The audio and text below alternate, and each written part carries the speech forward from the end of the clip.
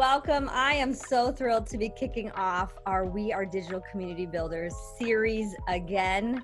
I had to take a little pause in producer mode to put out a little book that I was working on for a few decades. So we are excited that that is out into the world.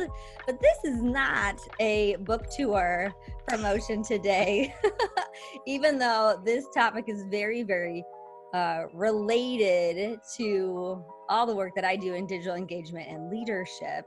And that is about how to evoke engagement in your community when maybe it's been a little quiet, in a topic called radio silence. And just really quickly, my name is Josie Alquist, in case you haven't yet interacted with me on the interwebs. I put together this group when we went into lockdown in March, and I've just loved how it has evolved to a source of free and timely professional development, especially around digital community building, putting all types of people together, from higher education, from marketing communications to student affairs, enrollment, alumni, and beyond, which is why I love the makeup of this panel to make it super relative for you today. So I am a little student affairs born and bred, and so a little bit of this warm-up question I just couldn't help but squeeze in there because it is October, and so when it's not a political commercial on TV, most likely the commercial is a scary commercial, because I guess that's what October is a scary month. So as a means of introductions that hopefully won't be too scary, let us know who you are, where and how you're building digital communities, and what is a scary movie that still gives you nightmares. Andrew, you go. Okay, thank you, Josie. I'm surprised you don't have your book like propped up behind you. I am Andrew Castle. I am the social media strategist and content producer at Middlebury College. I have been building communities by actively creating groups and events and really using Instagram stories, which is a note I made later on. We'll be talking about some of the ways that I'll be using Instagram stories for that. And a movie that I watched as a teen, even before I was a teenager, was the black and white Night of the Living Dead. And there's a scene in that movie where the survivors find the house and they open up the closet and there's blood dripping down from the floor above. And when I saw that scene, as I was 8, 9, 10 years, I'm out, I can't. And so I went home, and I have never forgotten that feeling of dread and fear from that particular scene. So Night of the Living Dead. Train to Busan is also a very, very scary movie too, but that's the one that sticks with me. Oh, well, Andrew was an 8-year-old. I just had that visual. Shouldn't watch zombie movies at that age, but. Sure. Edwin. Hello, everyone. Edwin Darell from Florida State University. I serve as the director of our residential student experience. And as part of that, the marketing communications functions fall under my area, in addition to the traditional residence life wing of our department. In addition, I also chair our Welcome FSU, which is equivalent to our Welcome Week here at Florida State. And I also serve on our newly virtual FSU programming committee that is a collaboration across campus of individuals that are learning as we go in terms of building engagement in the communities. And again, similar to Andrew, IG stories have been kind of the strongest points for our team, but we've worked through some additional ideas and talked about using some additional software and resources.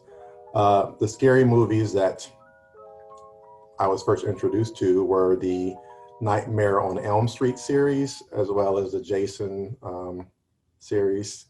Those are ones that still, if I pull up the VHS, I can still get a little scared or raise the hairs on my arms.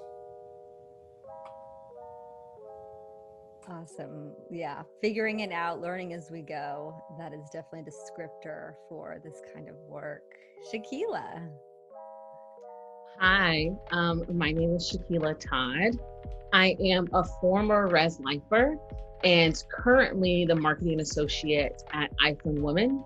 IFundWomen is the go-to funding marketplace for women-owned businesses and the people that want to support them with giving them capital, access to coaching, and access to the connections and communities they need to grow their businesses.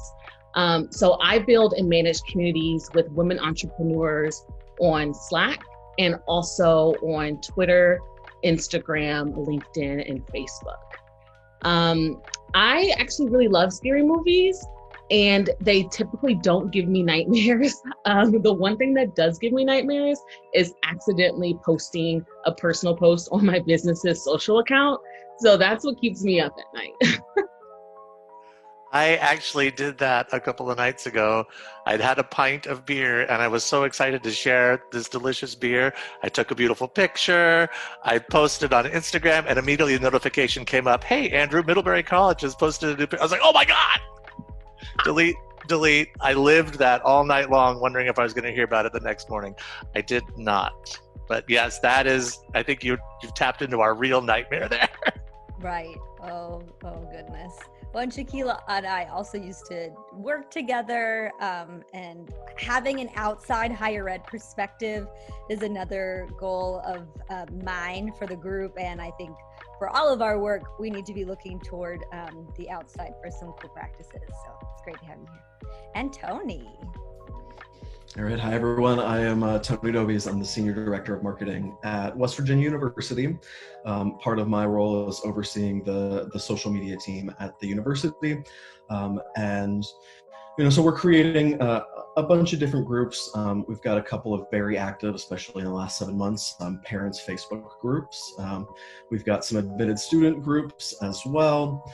We have some ambassador groups, and one thing, we've got a social media team that we've had to really move into kind of that digital community type of a feel to keep everything going. So I think I would kind of consider that one too.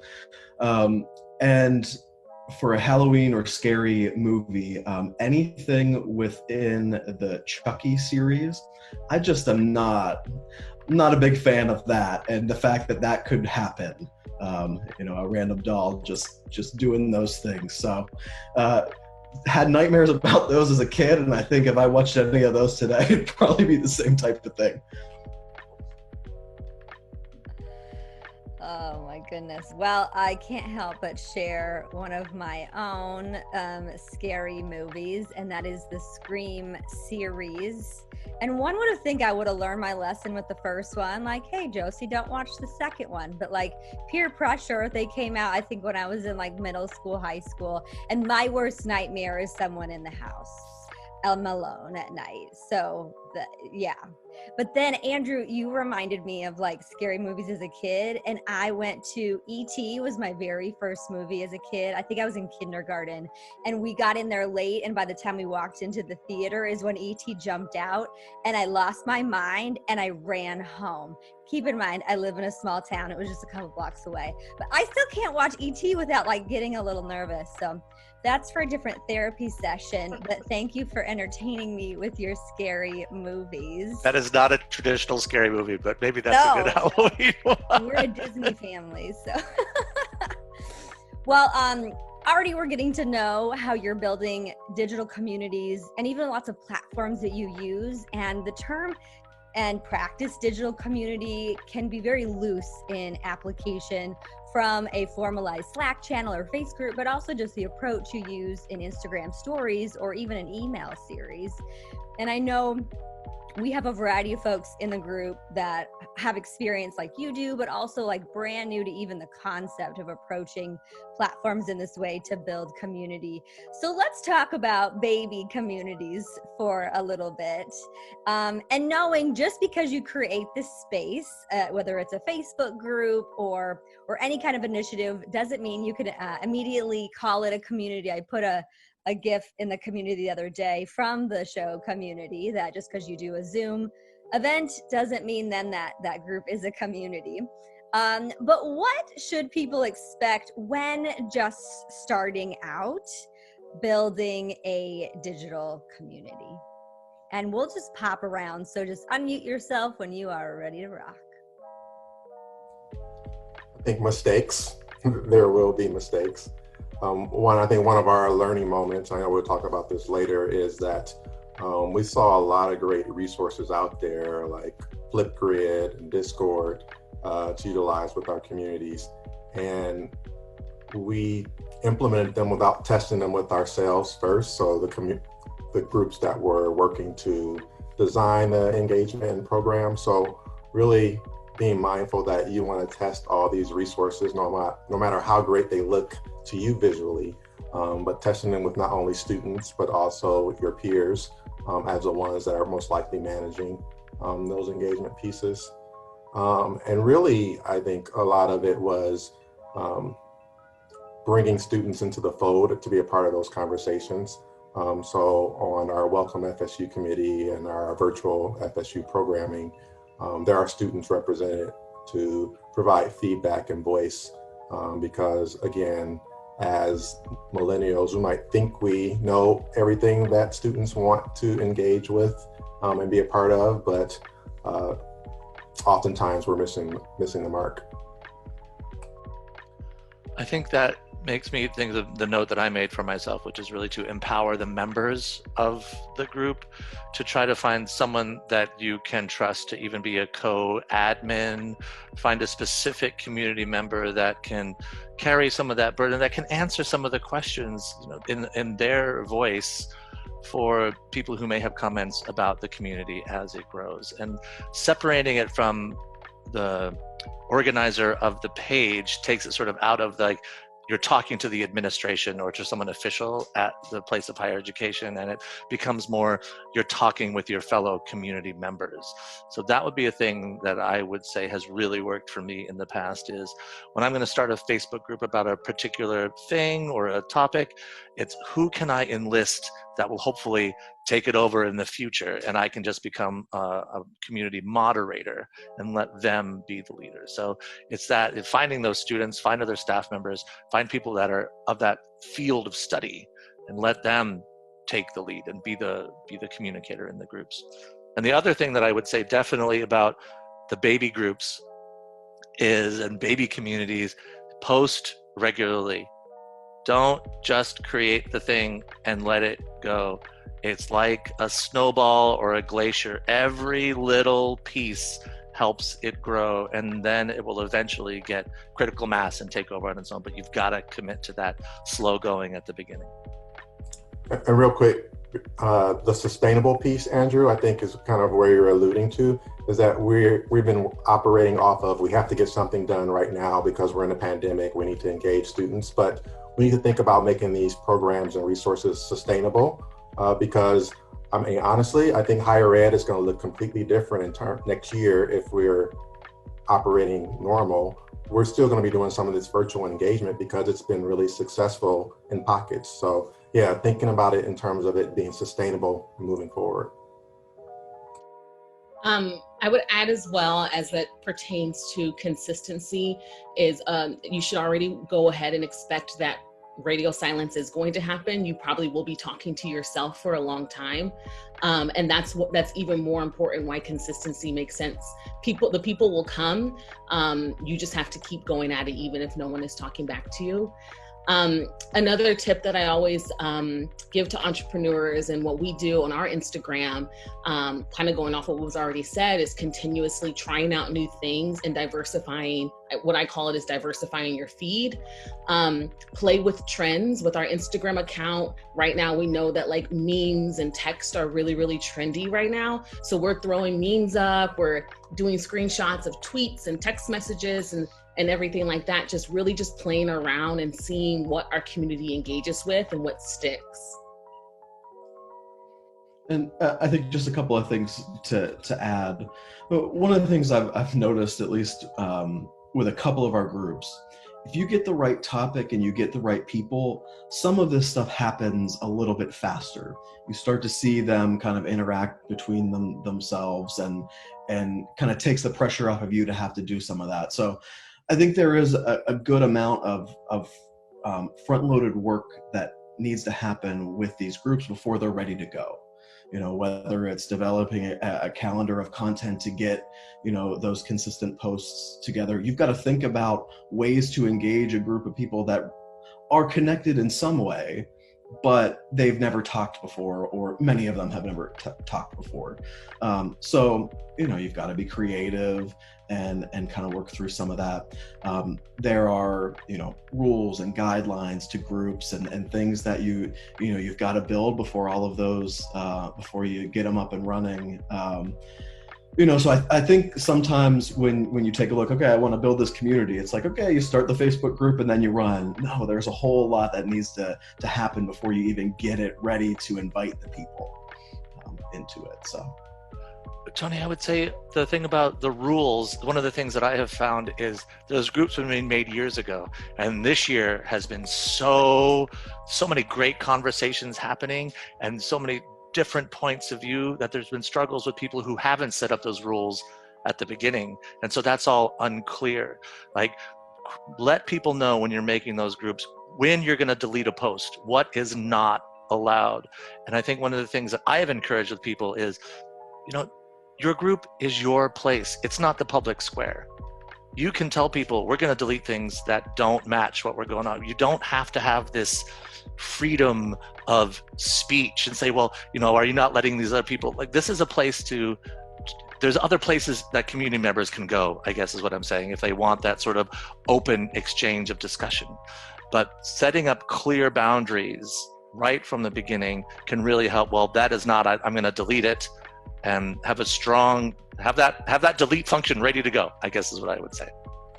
Yeah, you're so spot on. I feel like I just had that same exact conversation with our moderators of our parents group like about a month ago. It's kind of refocusing, because just the world that we're in, and the fact that nobody is happy with any decision a university makes right now. We have a lot of upset parents, and what we've started to see is that they are going back and forth at each other if they have different political views and things like that. And so we had to take a step back and refocus and say, why are you here? You're here to get answers to questions. You're here to build relationships with other parents, not argue back and forth. You can go to millions of other places on Facebook to do that.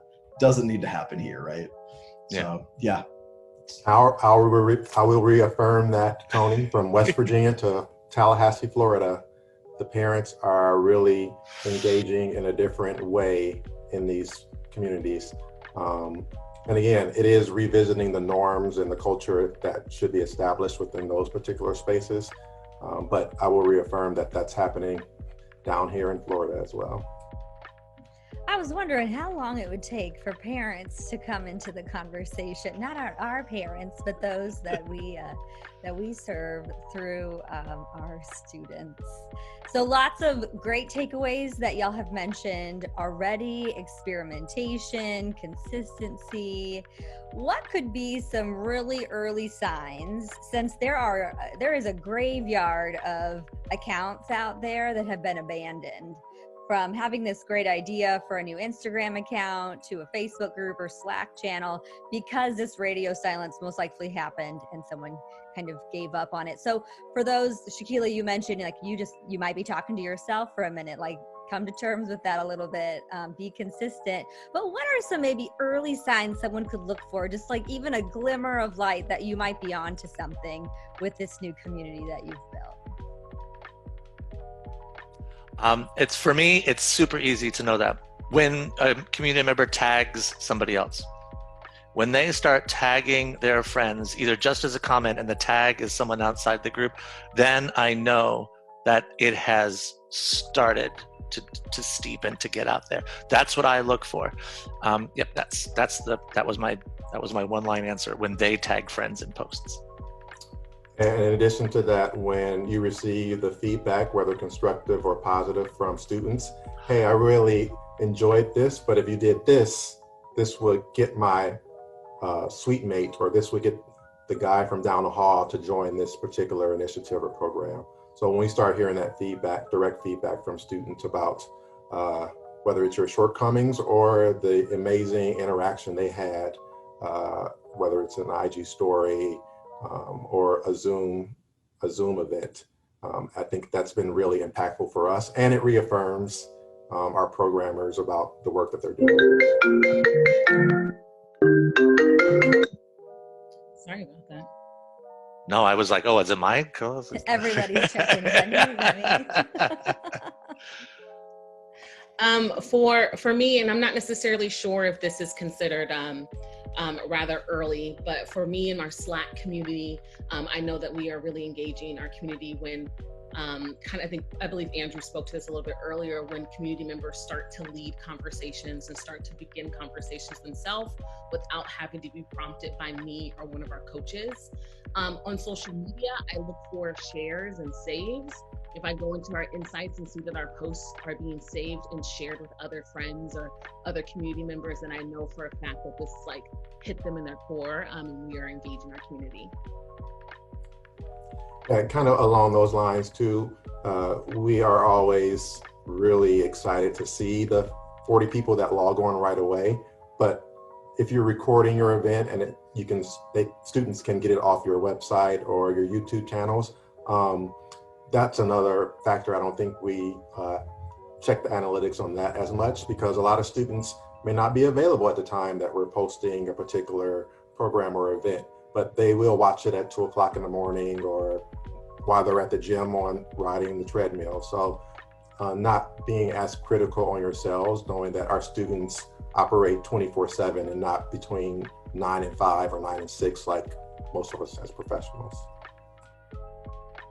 I think for me, there's like a moment in time in groups that are successful when you kind of move from having to do most of the work and create the content to that kind of moment whenever they take it and run with it, and they have a post and they ask a question, and then you have the responses underneath, and it just kind of builds that back and forth.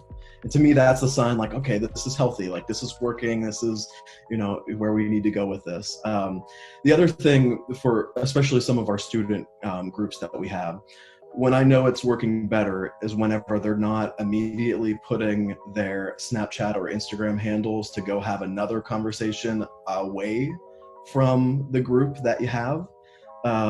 Like they're saying, what their major is and where they're living, and then they just run off and create their own Snapchat group. If they stay and they have more conversations, to me, that's, we start to see like, okay, this is a place they feel comfortable to talk in and communicate in. To me, that's a good sign, especially early on with students too.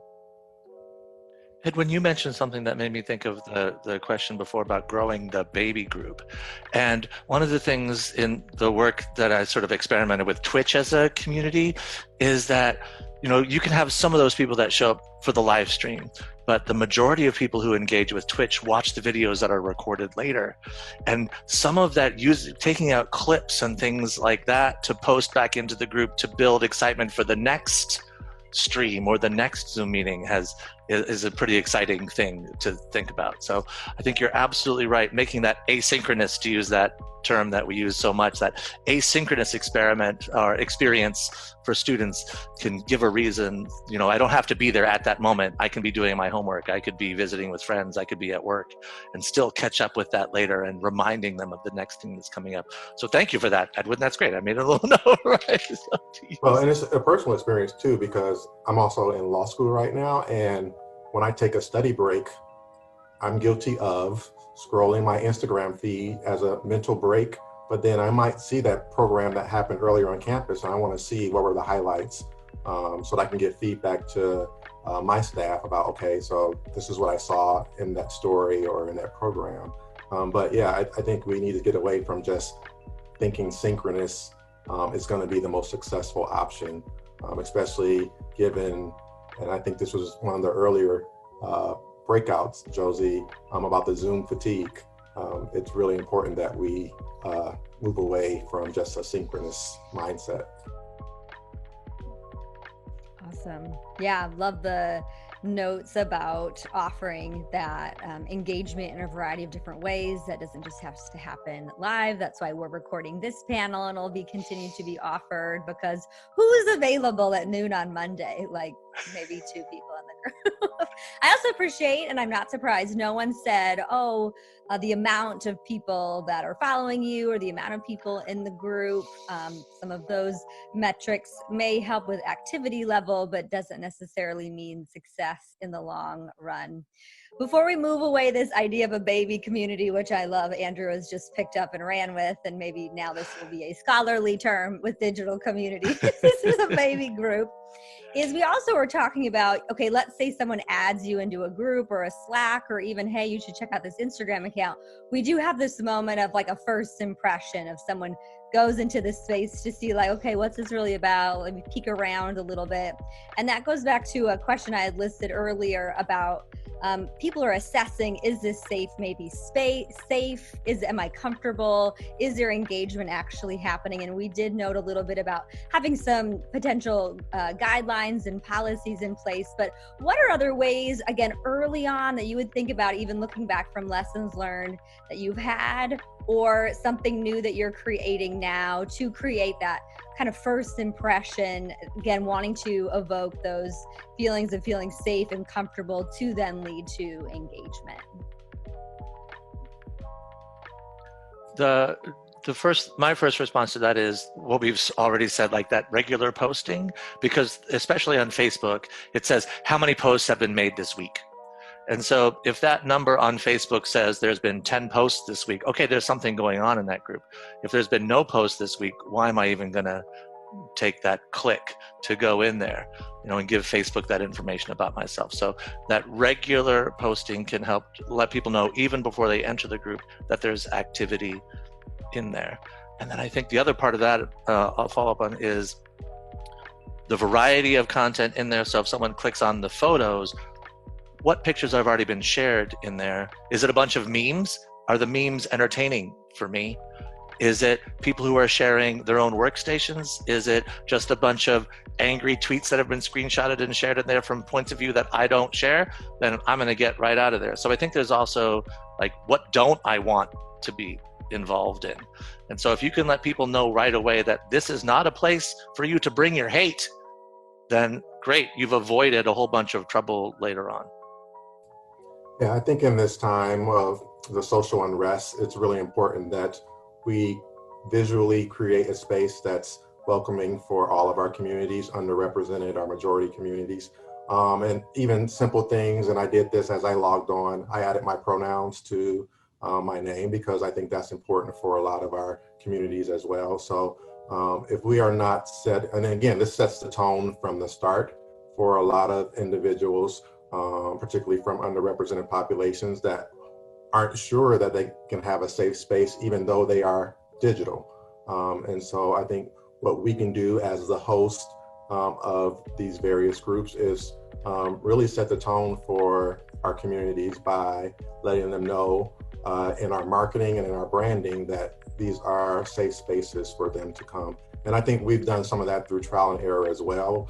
We know that students are more likely to share their screens and not have the black screen if they feel the presenter is going to share their screen and the presenter is not presenting behind a black screen as well. So it's little nuances like that go a long way for particularly our student populations.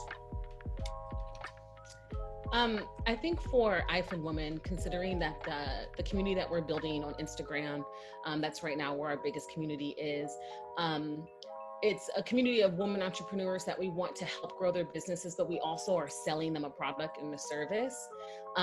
So we know that can be really tough when it's a conversation of building a brand that people trust and that people feel loyal to.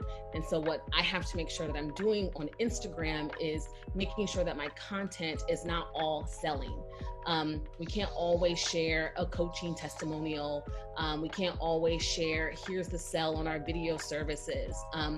Most of the time, what the rule that I've always used, and I think I've learned this from Josie, was the 80-20 rule. And so 80% of our content is value-based content that is, a meme or, a motivational quote from Serena Williams, or maybe we're giving you like a tip to like start up your business. And then 20% of that is now us asking for them to do something for us.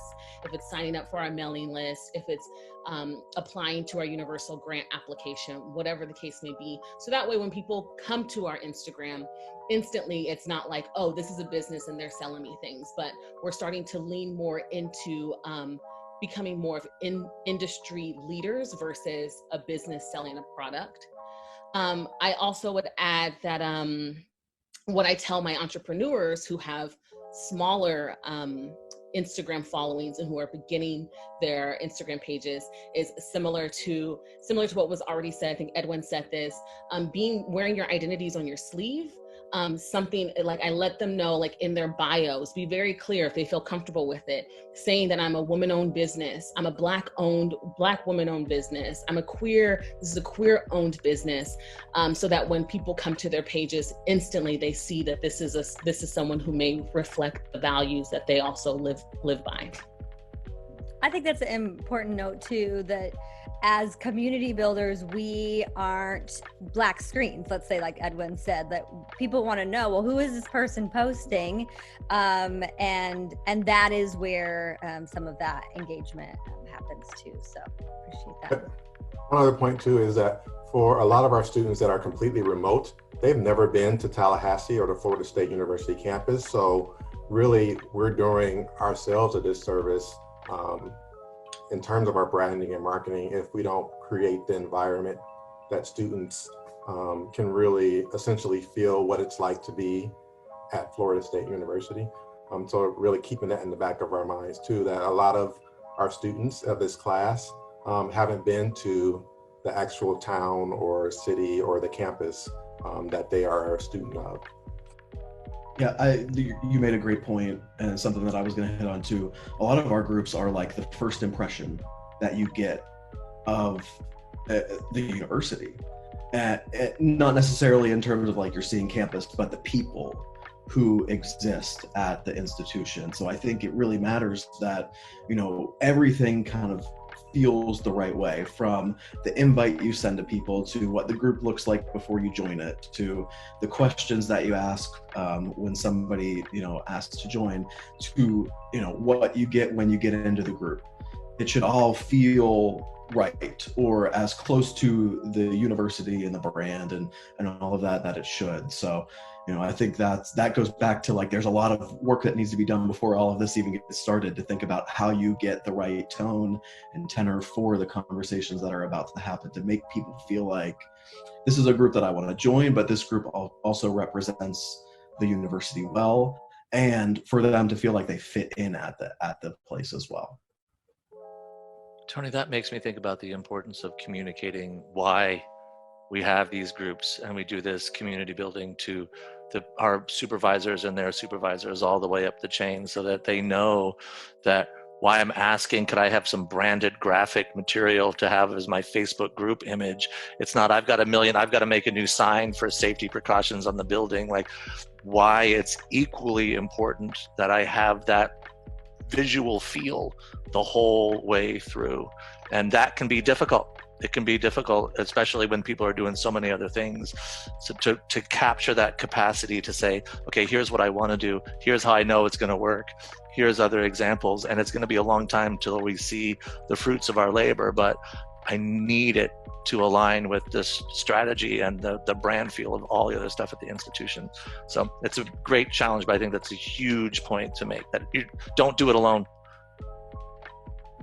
Yeah, and I was going to say too, like, I think a challenge, especially with groups and closed groups, is that those people don't see the immediate value. They aren't seeing the conversations that are going on. So you do have to make the case of why you need those. It's not as easy as saying, like, I need a branded, background for our Twitter account. Everybody can see the Twitter account, but they aren't seeing those conversations and the reasons why you have those closed groups and things like that. It's like Edwin, when they go into the Nightmare on Elm Street dreamscape with Freddy, there's always someone on the outside going to wake them up, make sure that they can come out of that dreamscape. You don't go in there alone. I'm gonna have nightmares. Full circle. Full circle. Full circle. And then ET comes out. No, that's a different. different. Sorry. Yeah. Well, also, isn't it rule number 1 in a scary movie? Don't go in the room alone, right? Like, have a crew. And so that is why. So I kicked off this group alone, and I was like, hey, community is way more fun, and by definition to be done with other people. And we've been able to do so many other more cool things because of that, including featuring lots of folks like you. So let's say someone else did start some digital community building efforts around the same time I did last March, because I immediately saw the writing on the wall. But I mean, it's still maybe kind of slow. They feel like, again, they're still kind of talking to themselves, wondering, is this worth my time? From your experiences or your vantage points, has there been some really specific things that you've been able to do to bring about a very quiet community? And or the opposite, has there been some more awkward things that you've learned, hard lessons that you would highly encourage folks not to go down to try at this point in building? I think, one of the things that we have taken a look at is the timing right for the community to be built at this time? Or does it make more sense later on? I think about, especially, your question to somebody who built it in March and has been trying over the last 7 months or so. I mean, there's so many other things going on. It may just not be the right time. It may need to get back into a more normal feel. People get into their routine, and then it might work again. So I think the challenge, especially in the last, in COVID times, is how can you provide value in relation to everything that's going on around the world? And that helps entice somebody to come and join in, and maybe if it helps them or it gets them through a tough time, that makes it more relevant. But one of the things we've talked about with our team is, there are some groups that we may just not start up until next fall, or whenever we feel like we have more resources to devote to it, but also when we think we have more to say and more value to add. I think that's important points, Tony. I co-chair our Welcome Week, or Welcome FSU committee, with the director of our New Student and Family Programs department. And so we have two different perspectives that have really been important to how we approach welcoming our students. And so I'm obviously focused on our residential student population. And then Allison, she is focused on all of our new students coming into the institution. But she also has the access to our family engagement as well too. So really our two brains coming together, we've been really intentional about being critical about, okay, what are we providing? How much are we providing? Because we can really easily oversaturate the interwebs with a variety of content, as opposed to being intentional about when, as Josie said, when we do it, but as well as the particular platform that we do it. So I think that's something to really make sure that you have critical eyes on those platforms, to make sure that you're not doing yourself a disservice, as well as your constituents. I guess the thing that this is hard. It's so hard. I mean, the thing is, like, why do you have this group? Why are you building this community? Is it because someone said, oh, we need to have a virtual community, so now you've just started it because someone has said that? Like, what is the point of it? Is it to make friends? Is it to meet other first-year students? Is it to play games together? Like, what is the point of this community? And staying focused on that, the goal and the purpose of it, can help ride out when people aren't there. Like, if it's like, we have this because we want to have a great first-year experience for students, for international students or first-generation students. That's what we're focused on. So keeping the point of the group in mind. And then you don't have to be There are things that happen in the world. You don't need to share as part of the group your opinion of those things, unless it's a group about racial justice or equity or inclusion. If your group is about, orientation events, do you need to make a statement about Black Lives Matter? You might, because you're trying to really show, like, you might have orientation events centered around that. So what's the point of the group? Do you need to have a voice in all of the things that are going on, and know when to step back and let the group members have those conversations, and you don't need to engage as the institutions? You're right about why do we do it. I mean, honestly, we did start off with, we need to do it because we're in a pandemic, we're COVID, we're remote. And we didn't start off like we do with most of our new initiatives with like, what's the outcome? What's the purpose? Is there a mission behind virtual programming? Yeah. So yes, Andrew, you hit it right on the head. I think most campuses, and I won't speak for most, our campus started off with, we need to do this because we're in a pandemic and students need to still engage. I think for us, it's a conversation of like, once you decide if this, the why, once you figure out the why, and if this is the community that you should be building and that you should be talking to during a pandemic. When I started at IFundWomen, I started in March, I think it was 2nd. So it was literally the week right before the pandemic. And I was charged to manage the Slack group. And I didn't even know like where to kind of even put my hands in at first, but I knew that because of the pandemic, like it was more important than ever to actually like keep this group engaged.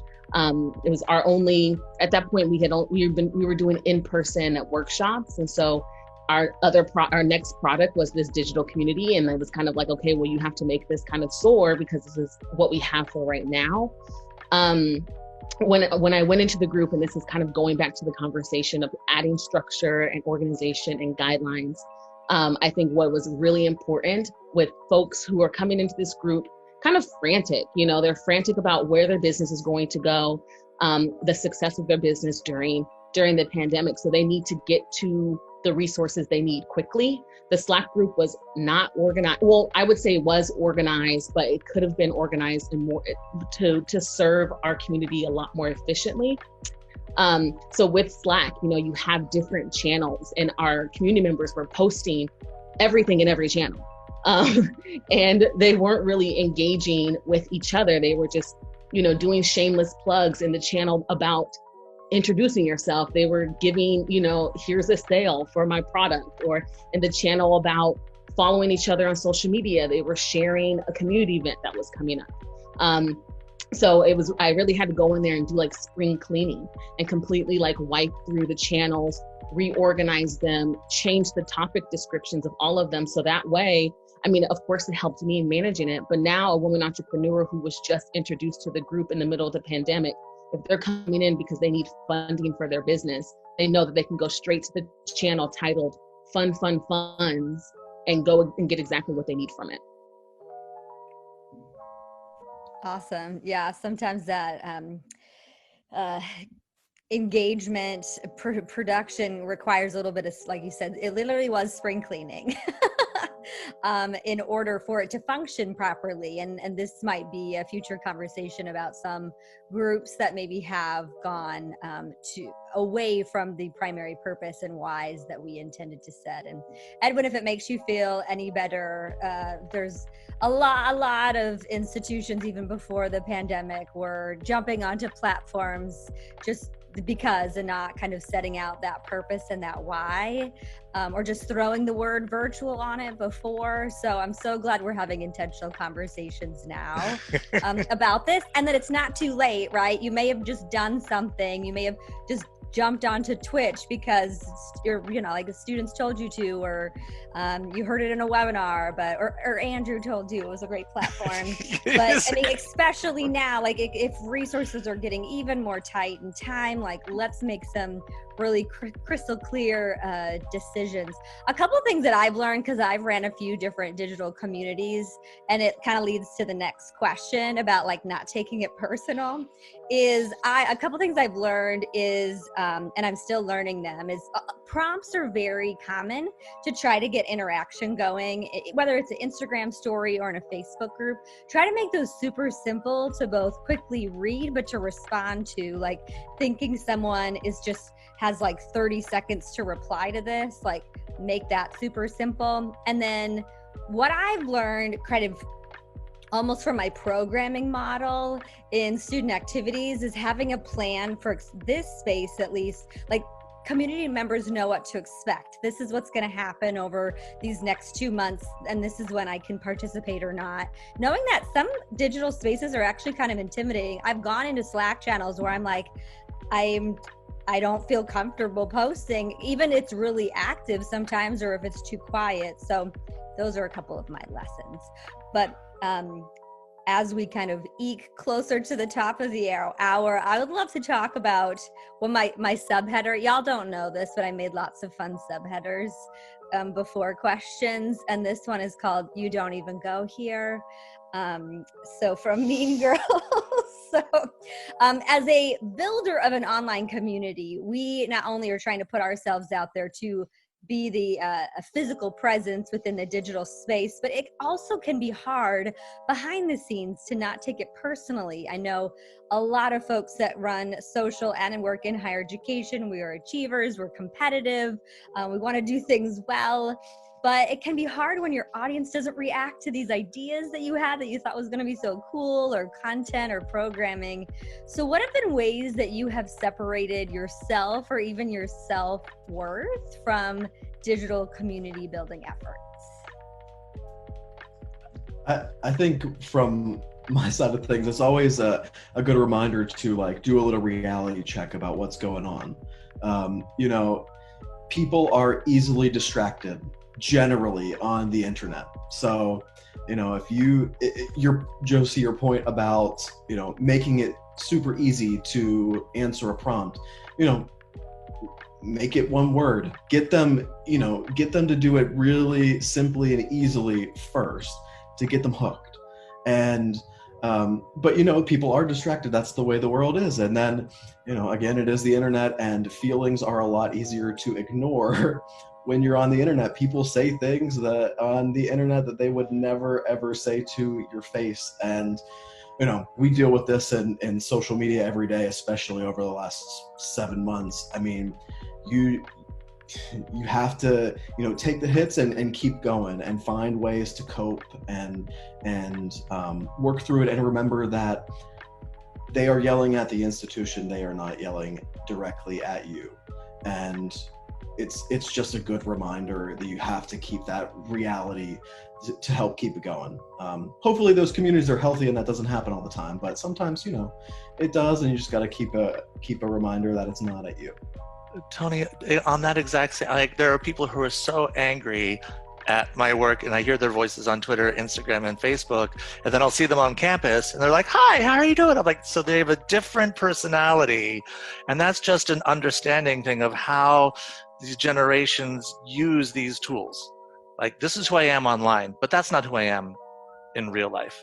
And I think Edwin also mentioned earlier, like, the knowing, like, as a millennial, you think these things are going to work, and then you put it out. Like, if I use your authentic voice, I don't think I'm going to make a post like, "This event's going to be lit, no cap." Like, I think that would be how you would use the slang, but it just doesn't feel right for me to share that stuff. And I think audiences sense when you're trying too hard. I'm over here just like snapping because it's been a rude awakening for me, and I didn't think that my skin was this thin. But it's definitely a work in process that I'm working on. Right now, one of the biggest things, like one of my biggest dilemmas right now, is that we have a boosted post promoting our universal grant application, and my supervisor has to keep reminding me that this boosted post has the reach of like thousands of people, and so many people who aren't even anywhere near our organic community. So we're touching real trolls right here, like real trolls. And so they get onto our posts and they call everything a scam, and they have, this is fake and all. I'm sitting here in my apartment like, but we're real. we're real people. And I'm trying to explain. But I think one thing that all comes with that is, if you are doing such an amazing job with building brand trust and awareness and organic connections with your community, when you do have this ad or these huge, this moment where there's a lot more reach with people who aren't in your community, that community comes in and like steps up for you. So in our boosted ads, we'll have people who pop in and go, hey, by the way, like, IFundWomen is this great organization that's doing this, this, and this, and this. Or, hi, this is real. We want a grant from this program. And it makes me go, oh, like, I don't have to do this all by myself. Like this, my connection, I built this connection for a reason. I built this community and they are now coming back. And then another thing that I always tell myself is that none of this work is life or death. When I am interacting with someone, I don't go back and forth with them in the comments. If anything, I can take them into a DM, and like Andrew said, they are a totally different person when it's not public facing. Oh my God, so sorry, like didn't realize that. Thank you so much for your help. So stepping back and taking a pause is really helpful for me. And just like real quickly, Shakivla, a really good point about, I think most student affairs professionals, and maybe I'm generalizing, but we do have some generally thin skin. And so I think we've learned, and it's been lessons learned, and I'll speak for our group here, is that when the first programmer said I only had 2 attendees at my initial Zoom event, here are some of the things I did. But when the 8th programmer has done the same thing and hasn't made changes, because they thought, oh no, that's not going to happen with my event because my office is different. And so I think it's really the trial and error has been really successful for us. And one of the things that in general that we do now on our mostly Zoom events is that we start off with the, what you call the survey questions. We make them fun, we make them about relevant topics that are campus related. About our football team, different things that the students are going to connect with. We have music playing in the background. And so it's just those little lessons learned that we need to share with others. We've been fortunate that our committees are campus-wide, so the president's office, university communications, academic affairs are all represented. So we are getting multiple perspectives, and the learning of successes and failures in different areas has really been key to our now, I would say, minor and some major successes in some of our virtual engagement. I think the thing that I was like, you know what you're doing. We're good at our jobs. Have confidence in that. And know that a lot of our audiences are looking for things to criticize and lash out. They're confused, they're angry, they don't know quite where to put all of these emotions. And so a comment on your post is a way that they are venting, and having that sort of understanding, like, why am I getting tagged in all of these posts? Because it's just, they're signing this petition, they're part of this communication, they don't know how else to communicate, and so they take it out on us. And I would just say one more thing too. It's okay to humanize yourself in these groups. I think when somebody sees the brand and they see the logo, it's much easier for them to criticize and complain. But when you come back into the comments of that, and you are a human being and you're the moderator of this group and you're answering a question, you're being honest, it helps them understand that it's, there are people behind the logo. And, it's easier to do that in a group when you have those faces and the moderators, whether they are employees or they're people helping you out.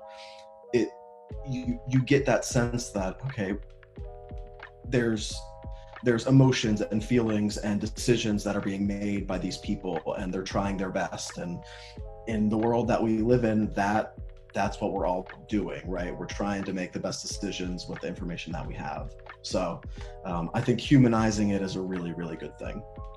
Yeah, those DMs that you mentioned, put your name at the end, like, hey, dash your name. like using that's the one tip that I would give for responding in that way, is like put your name there, and then suddenly it becomes not from the place, but from a person.